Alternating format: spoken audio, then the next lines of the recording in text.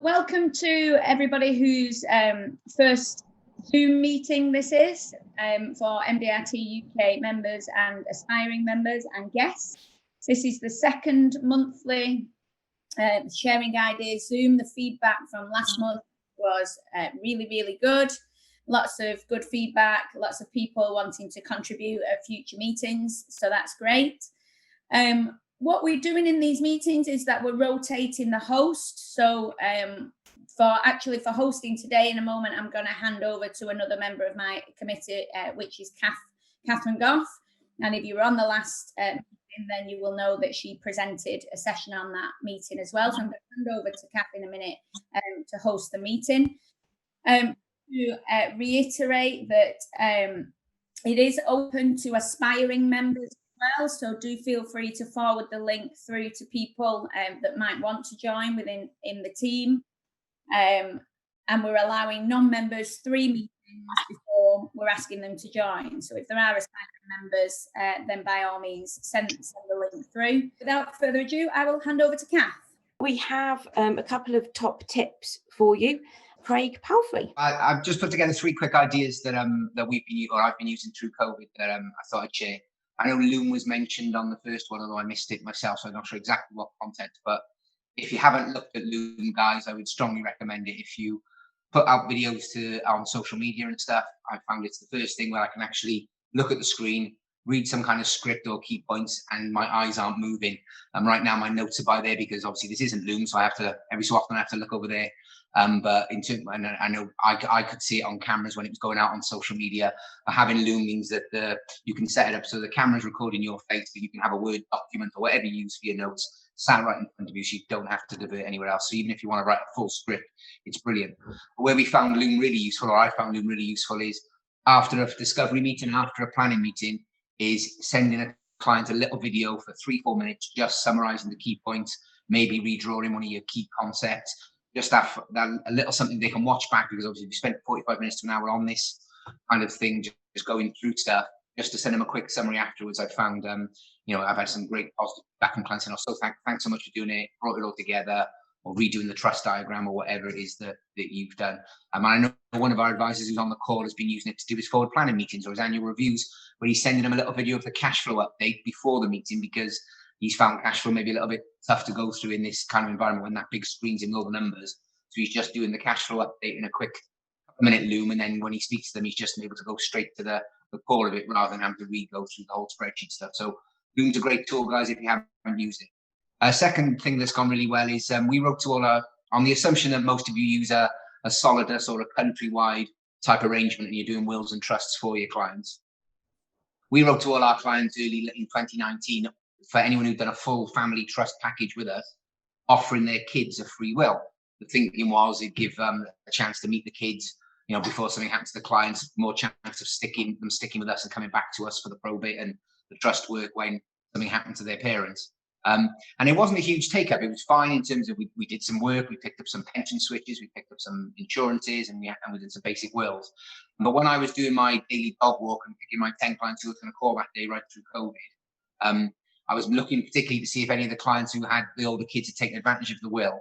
And then I found it a great thing to just chat about.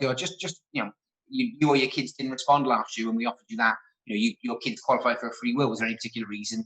Oh, no, busy, just didn't get to it. So, well, now might be a great time for them to have a chat with me and just, let's get that will done and protect your grandkids. The whole guardian story that I'm sure you're all familiar with.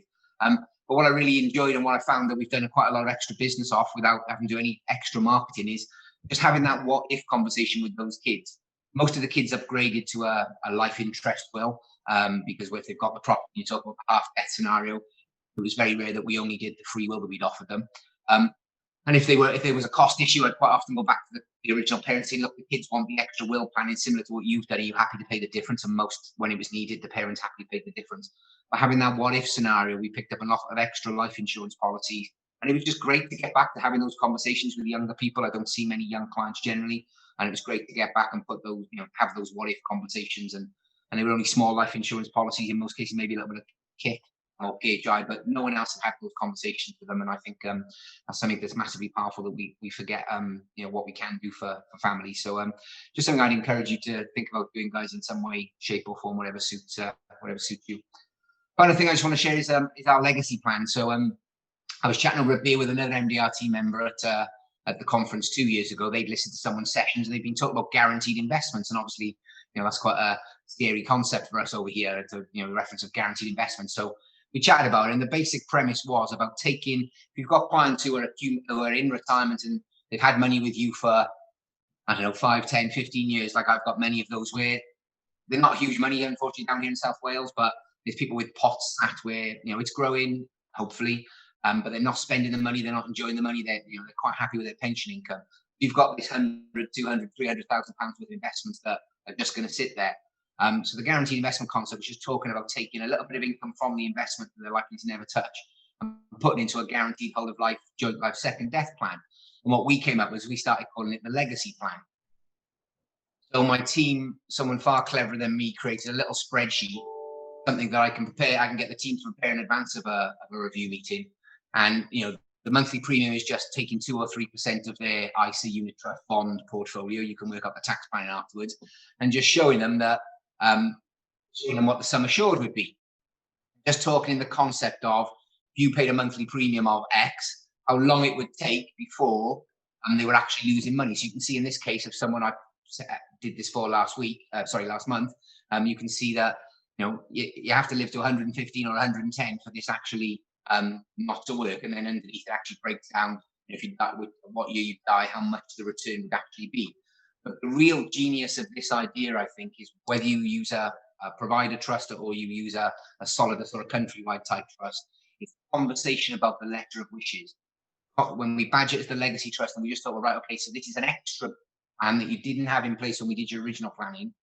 How do you want to leave this to the grandkids? What can they use it for? It gives clients the chance to think a little differently. It can be the fun money, it can be the education money, whatever. But you can not, even if you use a provider trust, guys, just take that extra couple of minutes just to have a chat about the letter of wishes. And just, it's amazing how much fun there was in having that extra conversation about what they could do with the money. I worked out, because I know some of you like numbers, it worked out that we've been using this for 18 months, and I don't bring it up in every conversation, but it's generating an extra £80,000 worth of income to the business, and that's without seeing new clients. That's just 80,000 from existing clients, which is obviously a nice win as well. But great conversations about the extra stuff. But if anyone wants that spreadsheet, that form, I'll send that to Sarah and you can send that around. Thank you. That's lovely. Thanks very much, Craig. So I believe that Ken Davy has reconnected to the call. So if I could pass over to Ken for his top tips, please. Well, Kath, thanks for that. I dropped off for about 2.5 minutes. I don't know what happened, but it is 9 o'clock. Do you want me to do a session now, or what would you like to do? I'm very happy to, but if everybody can hang around for a few minutes. I think if everyone's happy with staying on, yeah, that's okay. Fine. Yeah. Right. Well, thank you, Kath, and thank you, Sarah, for organising as well.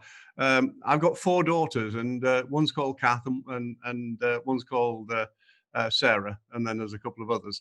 And ironically, Sarah's birthday, she's 50 today, and that reminds me that it's that last week I celebrated my 50th day in the financial services sector.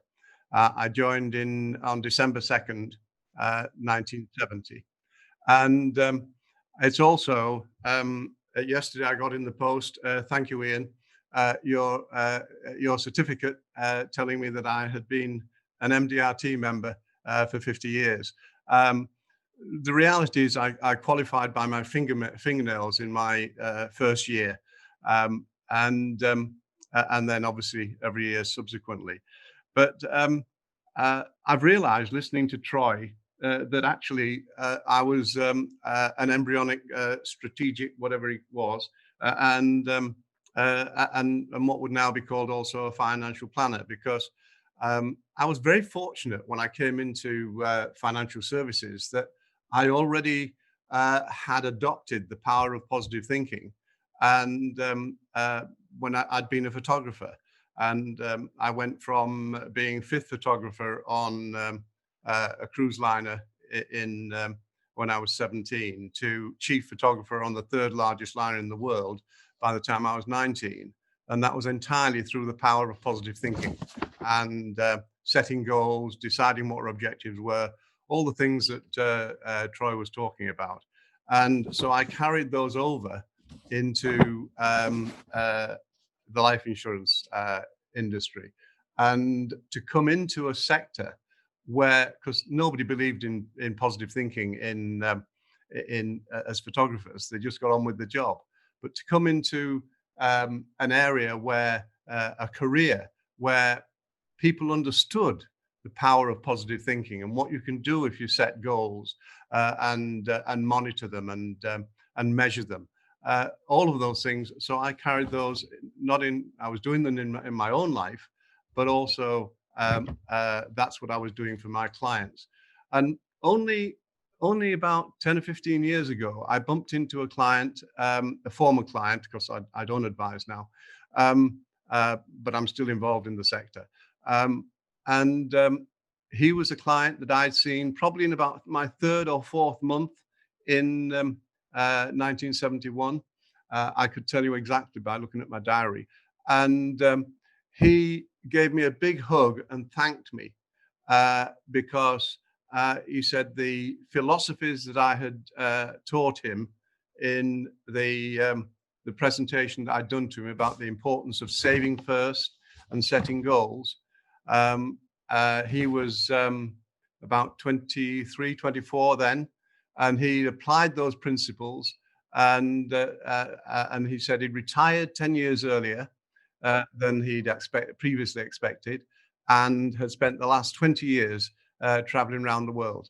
And I bumped into dozens of clients over the years who've told me similar kinds of stories, but his was particularly dramatic because he was so young when I met him, and it had had such a particularly big impact. And that's the impact we have. And one of the reasons I volunteered to Sarah to do a little spot was that MDRT has meant so much to me and I've learned so many things. I've learned this morning from Troy, wonderful ideas there. Now, I wouldn't, as a practitioner, I wouldn't copy any of them. I don't think I've ever actually copied. I might have used the odd phrase, but I don't think I've ever actually copied something that I've seen at MDRT or indeed the LIA in those days. But what I have done is I've molded them, melded them, if you will, to my own way of working, my own style. And if I go right back to my first meeting in Montreal in 1972, there was Ed Timmins talking about the psychology of success, and I've molded those ideas into my own life and the way in which I've worked. And when I went in 1972 to Montreal, I was so enthused by everything I was hearing that I just bought every tape that was available of the old meetings, and I listened to the greats like Ben Feldman. Probably people haven't heard of him now. And there was another one that I doubt if anybody will have heard of, but Ray Triplett. I bought his closing session, which had been in the early 60s, and he did a 2-hour spot, and I used to play that in the car, and it was just so inspirational and practical as well. So, and then over the years, this has continued. I could go on for forever, I guess. The one that I think has encapsulated it all for me most succinctly was Warren Gresh's. Some of you will have heard his speech, the presentation, the 3 S's of success. The 3 S's of success, which encapsulate everything that positive thinking is about. This is, first of all, you have to see it. You have to have the vision in your mind of what you want to achieve. You then have to start it. You have to do something about it, because nothing happens unless you do something about it. And then you have to do the hardest thing of all, which is sustain it. You have to keep going, because things don't just go smoothly. You have bumps in the road, you have hurdles, you have to go round obstacles. That's life. That's what life is all about. But the 3 S's of success: see it, start it, sustain it. And I always credit Warren Gresh's with that, but it had a massive impact on me. And indeed, when I changed my car last year, I decided for the first time, no, only the second time in my life, to have a personalized number plate or a custom-made number plate. And my number plate incorporates the 3 S's, the 3 S's of success. And if anybody asks me what they stand for, I just love to tell them. What can I finish with? Well, I was a strategic planner. I was a financial planner long before these kind of names were coined. It was just what I did, because that was my philosophy for life. But I also, when I joined the sector, established in my own mind, after the first week, 4 key principles, because I'd seen a lot of things in the sector at that time, in the industry at that time, that I wasn't comfortable with. And so after the end of the first week, I decided that my clients would know what they were buying, why they were buying it, what it was costing, and who they were buying from. And those 4 key principles enabled me to have what in those days used to be called a persistency rate, in that my business stayed on the books. They were 99, 98, 99.9% persistency. In the days when, if somebody got to the end of the year and half of the business still on the books, they felt pleased. And the result was I was able to lead a 2,000 person sales force for several years and do all kinds of other stuff. But MDRT and the power of positive thinking, and in particular, a little book I bought just about my 18th birthday, called A Secondhand Book, which I bought in Long Beach, California. Some of you heard me mention it before. I Can by Ben Strickland, and that just gave me a track to run on, because my father had always taught me that whatever you wanted to do, you could achieve, but it didn't give me the route map, whereas this gave me the route map, what to do: plan your goals, set your objectives, and live a quality life. Try to live a quality life, and try to treat people as you would want to be treated. Well, I'm sure I've done my 5 minutes now. So it's just lovely. I'd be very happy, Sarah, to make a longer contribution anytime if you wanted. But I was inspired by Doug Bennett last session, to volunteer to just talk about the impact that MDRT had on my life, which has been incredibly significant. And I'm very proud to have worked over the years with so many wonderful people.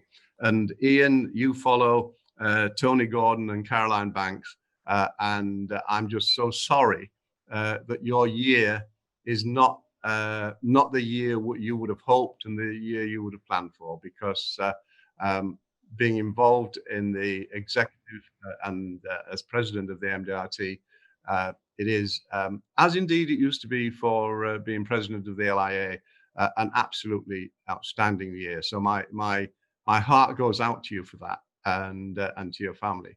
But thanks, Kath, and have a great Christmas, everybody. Thank you for sharing the impact that MDRT has had for you. And thank you all for being here this morning and for joining us. It's great to see you all. And thank you to our contributors, to Troy particularly for staying late and sharing his ideas with us, and to Craig and Ken. So I will now hand back to our esteemed UK chair, Sarah, to close the meeting. Thank you all. Thanks, Kath. Apologies if there's any background noise at my end. I've got some renovation work going on.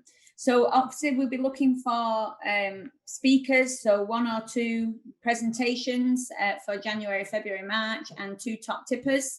So please, by all means, pop me an email over with anything that you'd like to contribute. I will send around everything from Craig, from Troy, from Ken, the follow-up, and also just a reminder to fill in the questionnaire that Kath was sent out, that Kath very kindly designed for us following the last meeting, and that we will be picking up next month as well on some of the other tools that are available within MDRT that people are able to use, the mentoring, the websites, the resource zone, etc. as well. And look forward to a fantastic Christmas and New Year, and all the best to everyone for 2021.